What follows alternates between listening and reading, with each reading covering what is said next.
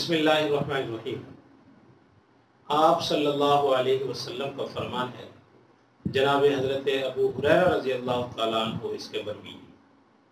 جیسے آپ حضرات جانتے ہیں کہ ہر عبادت کی جزا وہ مختلف ہے،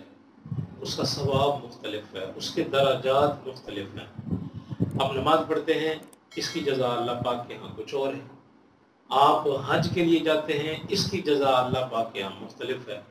آپ زکوٰۃ دیتے ہیں، اس کی جزا اللہ پاک کے ہاں مختلف ہے۔ آپ صدقہ خیرات کرتے ہیں، اس کی جزا بھی اللہ پاک کے ہاں مختلف ہے۔ تو اسی طرح جتنی عبادات ہیں، ہر ایک عبادت کی جزا مختلف ہے، ہر عمل کی جزا مختلف ہے۔ لیکن قربان جاؤں،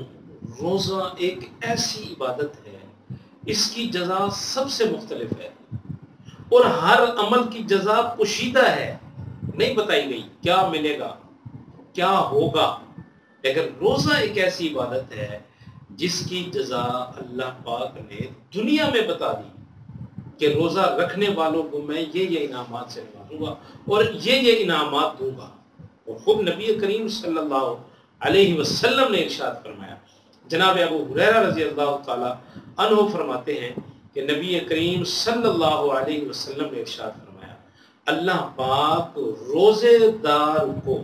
جو شخص روزہ رکھتا ہے، اس کو 5 انعامات جو خصوصی طور پہ اللہ پاک دیں گے، وہ 5 انعامات یہ ہیں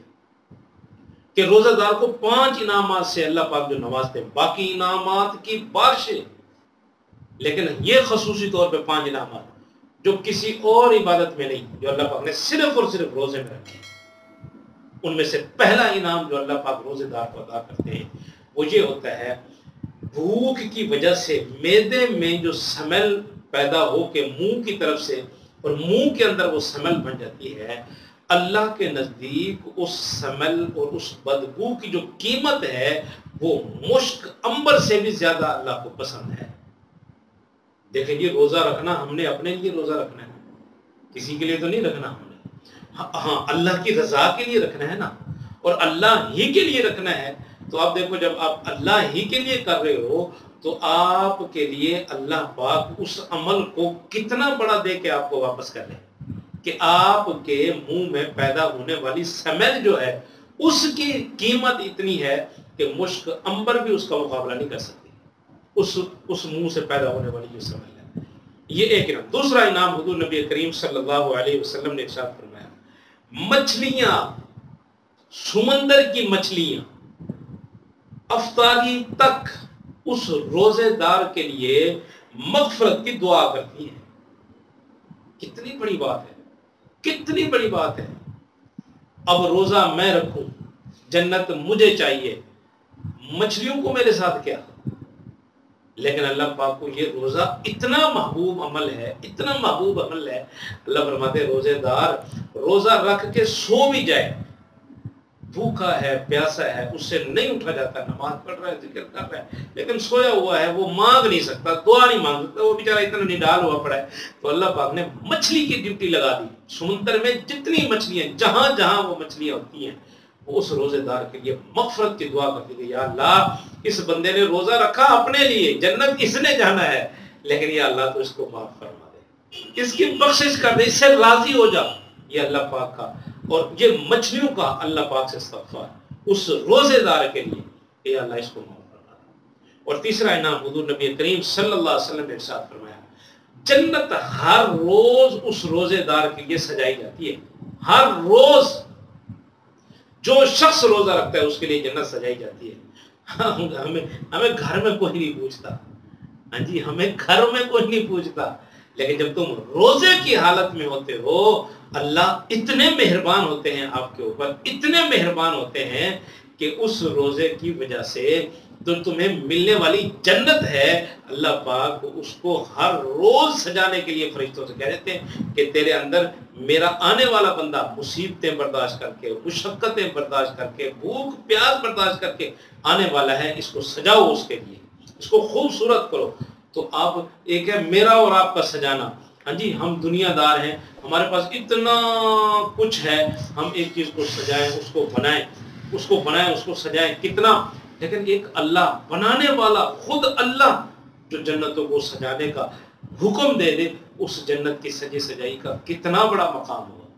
تو یہ تیسرا۔ اس کے بعد حضور نبی کریم صلی اللہ علیہ وسلم نے ارشاد فرمایا اس مہینے کے اندر روزے دار کے لیے سرکش شیاطین کو بند کر دیا جاتا ہے، قید کر دیا جاتا ہے، قید کر دیا جاتا ہے، بند کر دیا جاتا ہے، تاکہ اس روزے دار کے روزے میں یہ شیطان خلل نہ ڈالے، اس کو گمراہ نہ کرے، اس کو کسی گناہ میں نہ لگائے، باندھ دیا جاتا ہے